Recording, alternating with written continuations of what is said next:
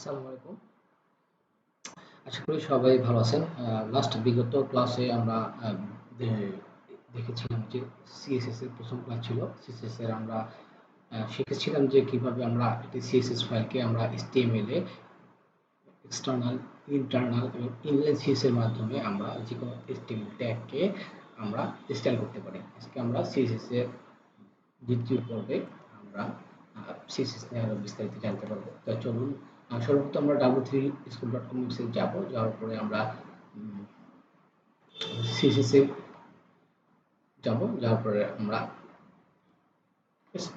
Commenting থেকে আমরা আজকে শুরু করব সিএসএস কমেন্টিং। সিএসএস কমেন্টিং কে এর আগে আমি একটা ফোল্ডার ক্রিয়েট করে নিয়েছিলাম আমি আমার ফোল্ডারে, এবং এই ফোল্ডার থেকে এই ফোল্ডারটা আমার টেক্সট এডিটর ভিজুয়াল স্টুডিওতে ওপেন করেছি। ওপেন করার পর আমি এখানে একটা HTML ফাইল নেব। index.html নামে একটা ফাইল নিলাম। ঠিক আছে, ফাইল নেওয়ার পরে এটা আমি মিনিমাইজ করলাম। এখন এই ফাইলটা আমি রান করব ব্রাউজারে। যেটা আচ্ছা,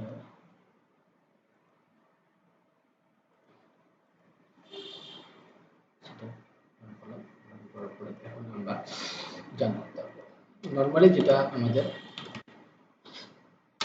HTML শুরু করতে হয়, শেষ করতে হয়, তারপরে নিতে হয় একটা হেড। ঠিক আছে, তারপরে আমাদের নিতে হলো বডি। এটা ছিল HTML একটা বেসিক স্ট্রাকচার। ঠিক আছে, হেডের ভিতরে আমাদের কি নিতে হয়? হেডের ভিতরে আমাদের একটি টাইটেল নিতে হয়। নাম দিলাম পে 05। ঠিক আছে, বডির ভিতরে হচ্ছে হলো আমরা একটা হেডিং নিলাম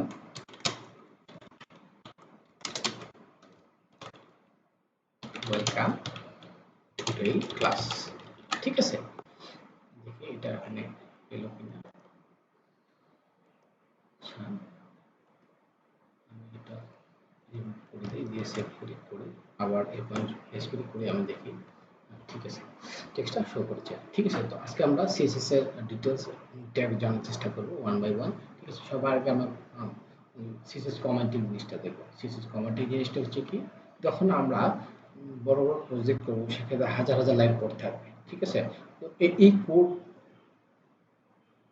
এই হাজার হাজার লাইন কোড থেকে যাতে আমরা খুব সহজে বের করতে পারি যে এই সিএসএস এর কোডটুকু কোন সেকশনের জন্য ইউজ করা হচ্ছে, কোন ডিভের জন্য ইউজ করা হচ্ছে। সেকশন বলতে বোঝাচ্ছে হচ্ছিল এই যে একটা ওয়েবসাইট, এখানে একটা এই একটা হেডার পার্ট, এটা মেনু পার্ট। ঠিক আছে, এটা হচ্ছে একটা পার্ট, এটা একটা পার্ট, এটা অসংখ্য পার্ট আছে। ঠিক আছে, এই পার্টগুলো বোঝানোর জন্য সিএসএস এ আমরা কি করব, কমেন্টিং করে রাখবো স্টাইলগুলো। ঠিক আছে, তো আমরা সবার আগে একটা সিএসএস ফাইল ক্রিয়েট করে নিই। তো গতকাল দেখেছিলাম কিভাবে একটা সিএসএস ফাইল ক্রিয়েট করতে হয়। সিএসএস ফাইল ক্রিয়েট করে স্টাইল ডট সিএসএস আমি একটা ফাইল ক্রিয়েট করলাম। করার পরে index.html এ হেডে আমরা কি করব, একটা লিংক করব। ঠিক আছে, লিংকের কি হয়েছে, রিলেশন স্টাইল শীট দিতে হবে, এবং তারপর দিতে হবে ছিল যে সিএসএস ফাইলটা আমরা ক্রিয়েট করেছি সিএসএস ফাইল নাম দিতে হবে style.css। ঠিক আছে, তো আমরা নাম দিলাম। আমরা একটু একটু চাপাই নিলাম, ছোট করে নিলাম। এই হলো, দেখি বাজেটটা বড় করে দিই। ঠিক আছে, এখন আমরা কি করব, আমরা এখন সিএসএস শুরু করব। এখন সবার আগে এখানে কি আছে, সিএসএস কমেন্ট। কমেন্ট মূলত কি, কমেন্ট শুরু করতে হয় হচ্ছিল এই যে সিএসএস এ। ঠিক আছে, এই সিএসএস এ যেমন কমেন্ট শুরু করতে হয় backslash star star star backslash. ঠিক আছে, এর ভিতরে কমান্ডিং করতে হবে। হলো হেডার হেডার স্টাইল। ঠিক আছে, এটা কিন্তু ব্রাউজারে শো করবে না। ঠিক আছে, অর্থাৎ ব্রাউজারে শো করবে না, এবং উম, এটা আমরা ইউজ করব কারণ হচ্ছে আমরা হাজার হাজার লাইন সিএসএস কোড আমরা লিখব, সেক্ষেত্রে আমাদের এটা খুব আসলে কার্যকর। ঠিক আছে, তো যদি ট্রাই দেখি আমরা এটা কিভাবে ইউজ করছি। তাই এই যে এখানে দেখছেন hello world the programme is style. ঠিক আছে, এখানে তাদের this is the single line command. ঠিক আছে, কমান্ডটি দিয়েছে, বাট এটা কিন্তু ব্রাউজারে কিন্তু কোনোভাবে ইফেক্ট করে না বা দেখাও যায় না, ঠিক আছে? এই কারণে আর কি আমরা কমেন্টিংটা ইউজ করি। হচ্ছে সিএসএস কালার। সিএসএস কালার আসলে তিন ভাবে ইউজ করা যায়, ঠিক আছে? আমি যদি দেখি, যদি স্ক্রল করি দেখি যাতে এখানে দেখি, হ্যাঁ, সিএসএস কালার তিন ভাবে ইউজ করা যায়। একটা হচ্ছে আরজিবি কালার, একটা হচ্ছে হেক্সা কালার, একটা হলো এইচএসএল কালার, ঠিক আছে? এই তিনটে কালারই কিন্তু সেম কালারই, বাট তিনটা ভাবে আমরা সিএসএস এ লিখতে পারি। আরজিবি মোডে, হেক্সা মোডে এবং এইচএসএল মোডে।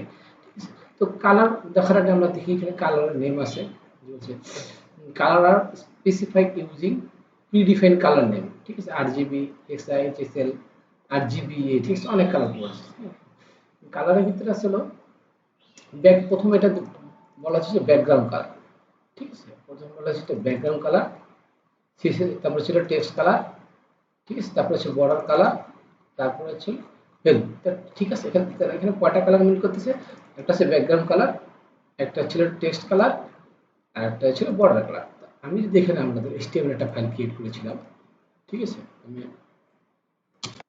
একটা HTML ফাইল নিই, ঠিক আছে? নিয়ে আমি একটা H2 দিলাম, H3 না, H3 নিয়ে দিলাম যে CSS কালার, ঠিক আছে? সেভ করলাম, করার পরে ফার্স্টে আমরা কি দেখবো সেটা সিএসএস এর ব্যাকগ্রাউন্ড কালার। ব্যাকগ্রাউন্ড কালার বলতে বোঝাচ্ছে এই যে টেক্সটটা আছে এটা নিচে যে একটা সাদা সাদা আছে, পুরোটা সাদা, আমি চাচ্ছি নিচে ব্যাকগ্রাউন্ড। তো ব্যাকগ্রাউন্ড দেওয়ার জন্য আমরা যে সিএসএসটা আমরা অ্যাড করেছি, তো এই যে H3টা আমরা কপি করব, কপি করে আমরা কি করব, এখানে পেস্ট করব। পেস্ট করে ডাকে শুরু করলাম, ডাকে শেষ করলাম, করে আমরা এখন যদি সিএসএস লিখি আমরা এখানে ব্যাকগ্রাউন্ড কালার কিভাবে লিখতে হয়? ব্যাকগ্রাউন্ড কালার লিখতে হয়েছিল ব্যাকগ্রাউন্ড কালার, ব্যাকগ্রাউন্ড কালার এবং ডাবল কোটেশন এবং সেমিকোলনের ভিতরে লিখতে হবে তার ভ্যালুটা। ব্যাকগ্রাউন্ড কালার কি দেবো? ধর ব্যাকগ্রাউন্ড কালার ছিল ব্লু দিলাম, আমরা ব্যাকগ্রাউন্ড কালার ইউজ করা হয়েছিল ব্লু, এটা ছিল ব্যাকগ্রাউন্ড কালার। তারপর কি আছে ছিল টেক্সট কালার। আমরা যদি এখানে আবার টেক্সট কালার ইউজ করি, টেক্সট কালার শুধু কালার ইউজ করতে হবে, শুধু কালার। কালার কি আছে? যেহেতু ব্লু কালার, তাহলে আমরা একটা হোয়াইট দেবো, ঠিক আছে? White, WH white. সেভ করি, খুব সুন্দর লাগতেছে কালারটা, ঠিক আছে? এই জন্য হোয়াইট কালার। আর কি আছে? বর্ডার, বর্ডার কালার, ঠিক আছে? বর্ডার কালার হলো, এখানে বর্ডার কালার আমরা কিভাবে ইউজ করছি দেখেন। আগে একটা বর্ডার কালার পর আগে একটা কত পিক্সেলে বর্ডার হবে, এই যে বর্ডারটার তো একটা মান থাকতে হবে। এই যে বক্সটা আছে চারপাশে একটা বর্ডার দিতে কত পিক্সেল, ধরলাম আমি 1 পিক্সেল। তারপরে কি হবে? ডিফল্ট একটা কালার দিয়ে রাখতে হবে, সলিড, ঠিক আছে? ডিফল্ট একটা সলিড কালার দিতে হবে। এরপর একটা কালারের ভ্যালু দিতে হবে, দিলাম রেড। সেভ করি, পেয়েছি কি? আচ্ছা, আমি যদি আরেকটু 10 পিক্সেল দিই, আচ্ছা শুধু বর্ডার হবে, সরি কালার হবে শুধু বর্ডার, ঠিক আছে? শুধু বর্ডার, ঠিক আছে? আমি একটু কমাই দিই, 0 কমাই দিই, তো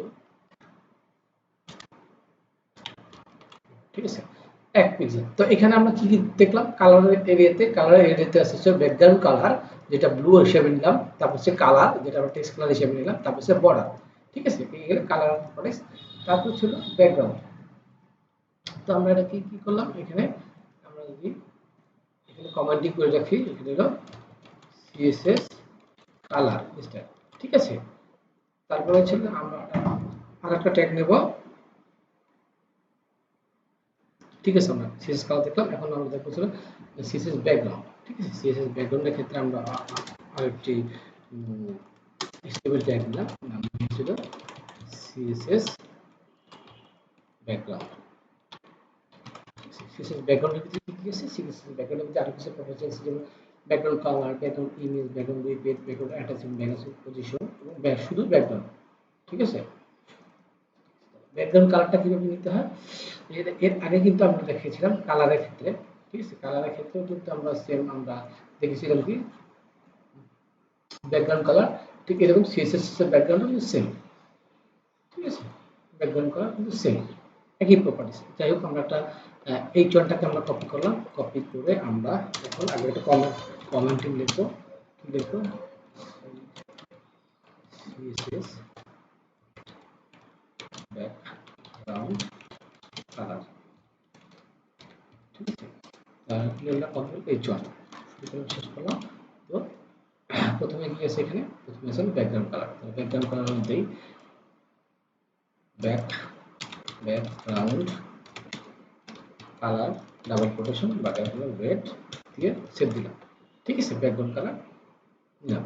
এখন চাচ্ছি যে না আমরা এখানে ব্যাকগ্রাউন্ড কালার ইউজ করবো, আমরা ব্যাকগ্রাউন্ড ইমেজ ইউজ করবো। সেক্ষেত্রে কিভাবে করবো, এটা আমরা কমেন্ট করে রাখলাম। ঠিক আছে, কমেন্ট করে রেখে ব্যাকগ্রাউন্ড ইমেজের জন্য ইউআরএল নিতে হবে, একটা নিতে হবে ইউআরএল। ঠিক আছে, ইউআরএল নিতে হবে। ইউআরএল এইখানে যে মাউসটা ব্লিপ করতেছে এখানে আমরা ইমেজের আটটা দিতে হবে। এখানে চলো আমরা একটা ইমেজ নিয়ে আসি। আমরা একটা ব্যাকগ্রাউন্ড ইমেজের জন্য আমরা আমার যে প্রজেক্ট থেকে আমি একটা ইমেজ নিয়ে আসি।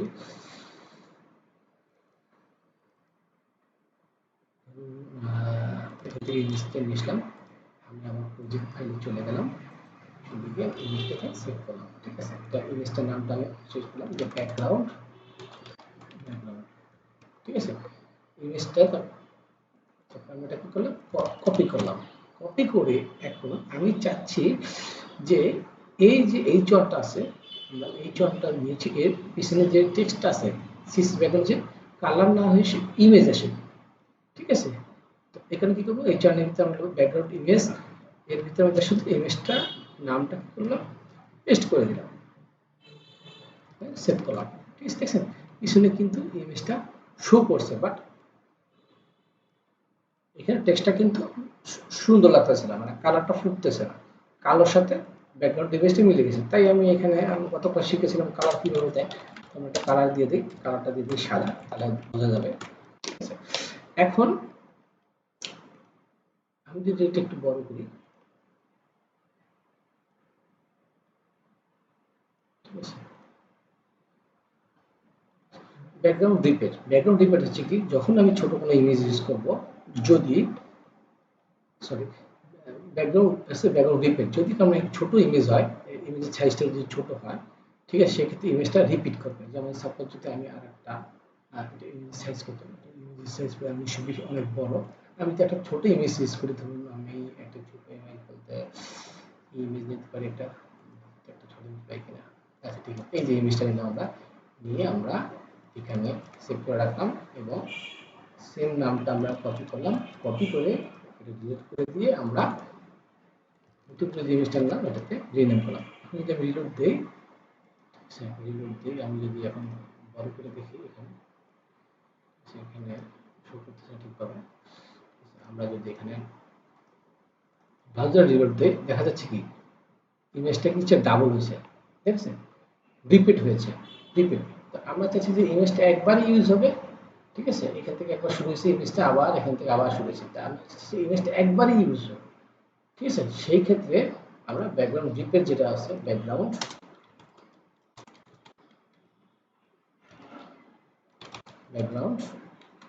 রিপিট প্রপার্টি ইউজ করতে হবে, যে কি no repeat, no repeat.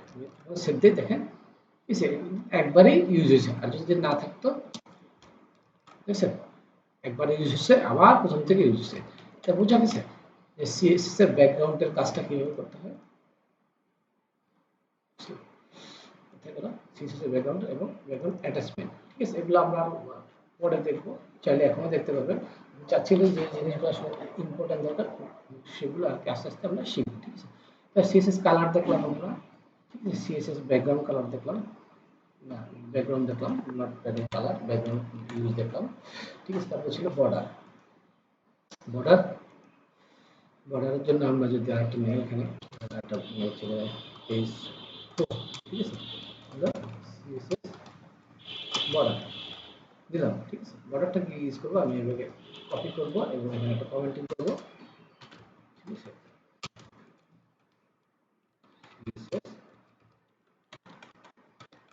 Border commenting করলাম, পেস্ট করলাম।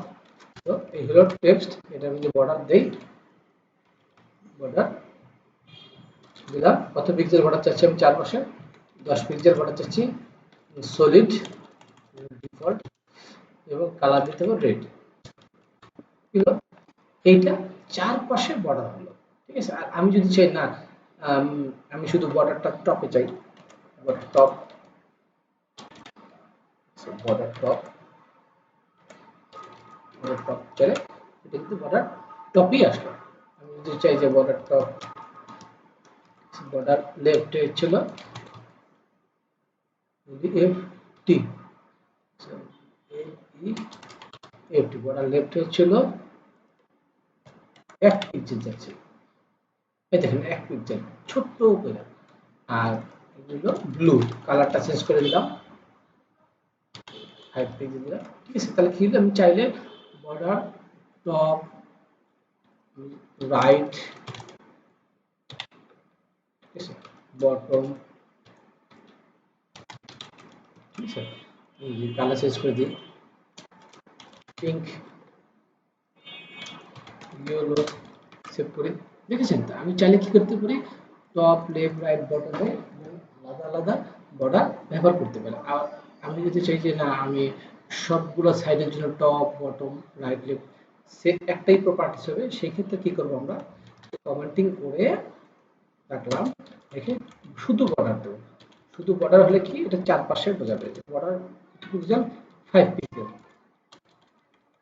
5 পিক্সেল সলিড রেড, সেভ করি। এখন কি হলো, চারপাশে বর্ডারটা নিয়ে এলো।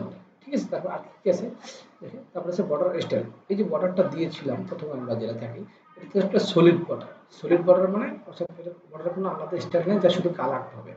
এছাড়া কিন্তু বর্ডারের অনেক স্টাইল আছে। এখন আমি তো বর্ডার দিলাম সলিড, এখন যদি বর্ডার স্টাইল, বর্ডার স্টাইল কি আছে, ড্যাশেড আছে, সেভ করি। দেখেন আলাদা আলাদা ড্যাশ ড্যাশ দিয়েছি।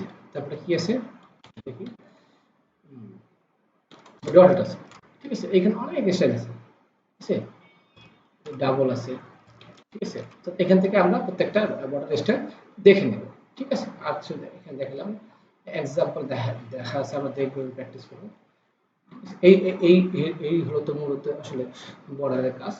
তারপর কি আছে, তারপর হচ্ছে মার্জিন এবং প্যাডিং।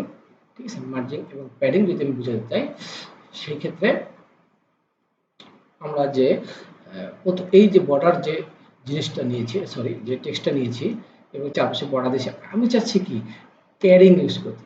প্যাডিং কি আর মার্জিন কি, দুটোই কিন্তু সিমিলার জিনিস, মানে চারপাশ থেকে স্পেস দেওয়া। মার্জিনের কাজ হচ্ছে হলো এই যে, আমি যদি একটু গুলো করি, মার্জিন প্যাডিং,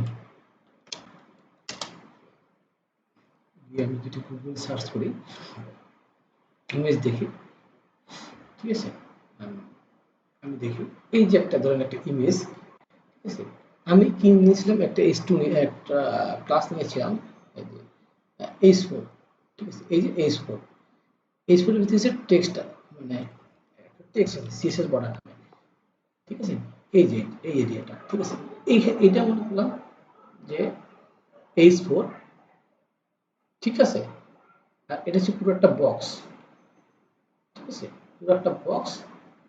এখন যদি আমি চাই এই যে CSS এর বর্ডার, এই বর্ডার লাইন থেকে উপরে একটু ফাঁকা হোক, রাইট একটু ফাঁকা হোক, বটমে একটু ফাঁকা হোক, রাইট একটু ফাঁকা হোক, ঠিক আছে, যেমন কি করতে হবে, প্যাডিং, প্যাডিং কি বলতে হবে, প্যাডিং ইউজ করো, কোথায় ইউজ করবো, টপে ইউজ করো। টপে কতটুকু, 10 পিক্সেল। সিদ্দিক দেখেছেন কি হলো, উপরে থেকে 10 পিক্সেল নিচে নেমে আসলো। এখন আমি চাচ্ছি যে প্যাডিং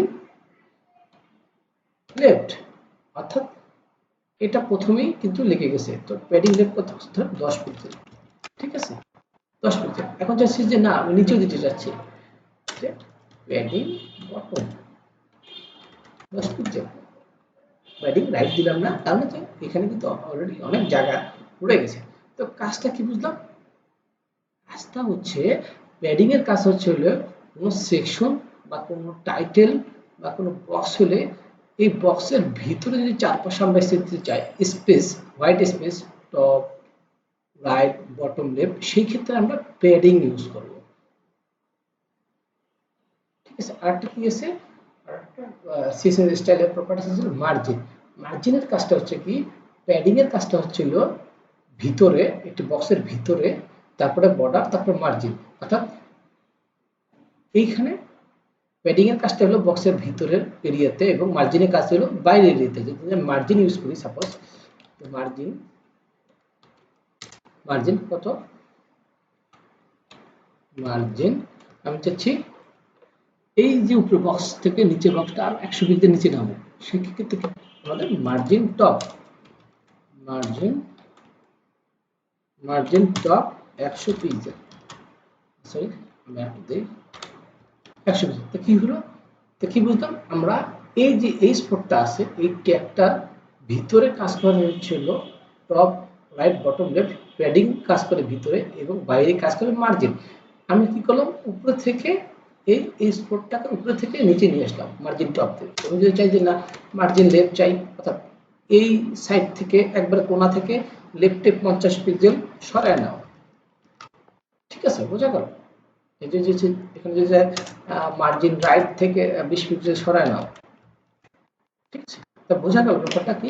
অর্থাৎ প্যাডিং এর কাজ হচ্ছে কোনো বক্স বা কোনো টেক্সটের যদি আমরা কোনো বর্ডার দেই বা কোনো ব্যাকগ্রাউন্ড কালার দেই, ঠিক আছে, তার ভিতরের অংশটুকুর জন্য স্পেস দেওয়ার জন্য প্যাডিং ইউজ করা হয় এবং বক্সের বাইরে টপ, রাইট, লেফট, বটমে স্পেস দেওয়ার জন্য আমরা মার্জিন ইউজ করে থাকি, ঠিক আছে। আমি যদি এগুলো সব কেটে দিই, আমি চাচ্ছি যে প্যাডিং এভাবে টপ রপ আলাদা আলাদা ইউজ না করে আমি একটা একটা করে ইউজ করতে একটি লাইনে। তো সেই ক্ষেত্রে ধরুন আমি টপ, ফার্স্টে হলো টপ, আমি চাচ্ছি প্যাডিং 10 পিক্সেল নিচে নামতে, ঠিক আছে। তারপরে হচ্ছিল ফার্স্ট, প্রথমে হচ্ছিল টপ, তারপরে হলো রাইট, তারপরে হলো বটম, তারপরে লেফট। তার পরের প্রপার্টিস কি যাবে, 50 পিক্সেল রাইটে আসে, বটমে 30 পিক্সেল এবং লেফটে হচ্ছিল 5 পিক্সেল, সেটাই, ঠিক আছে। আমি এটা আরো ভালোভাবে বুঝতে পারবো যদি আমি এখানে একটা ব্যাকগ্রাউন্ড কালার দিই। ব্যাকগ্রাউন্ড কালার হচ্ছে রেড, রেড না, একটা কালার দিতে হবে, ব্যাকগ্রাউন্ড কালার দিতে বলবো ভায়োলেট, ঠিক আছে। তো কি করলাম আমরা, প্রথমে একটা হচ্ছে প্যাডিং 10 পিক্সেল রাইটের থেকে, আমি যদি চাই যে না আমি চাই যে উপরে নিচে 10 পিক্সেল এবং ডান লেফট রাইটে 20 পিক্সেল, সেক্ষেত্রে কি করতে হবে, সেই ক্ষেত্রে উপর নিচের জন্য প্রথম ভ্যালুটা কাজ করবে 10 পিক্সেল, ডানে বামের জন্য হচ্ছিল 50 পিক্সেল, সেভ দেই, ঠিক আছে। এটা কিন্তু এখন কাজ করেছে। তো আমরা কি করলাম, মার্জিনের কাজটা দেখতে পেলাম, ঠিক আছে। আবার এই হলো মার্জিনের কাজ। প্যাডিং এর কাজ, সরি সরি প্যাডিং এর কাজটা দেখতে পেলাম। মার্জিনের কাজটা হলো আমি যদি সেম সেম প্রপার্টিসটা নিই, ঠিক আছে, সেম প্রপার্টিসটা নিয়ে আমি যদি চাই যে প্রত্যেকটা উপরে থেকে প্রত্যেকটা বক্সের উপরে মার্জিন থাকুক, মার্জিন টপ 100 পিক্সেল, ঠিক আছে, অটোমেটিক কিন্তু উপরে থেকে মার্জিন নিচে। তো আজকে টিউটোরিয়াল এতটুকুই। তো আমরা কি শিখতে পারলাম, কালার, ব্যাকগ্রাউন্ড, বর্ডার, মার্জিন এবং প্যাডিং, ঠিক আছে। আর আজকে এই পর্যন্ত, ধন্যবাদ, ভালো থাকবেন। টিউটোরিয়াল দেখুন, যদি বুঝতে কোনো সমস্যা হয় আমাদের গ্রুপে পোস্ট করুন। ধন্যবাদ, ভালো থাকবেন, আসসালামু আলাইকুম।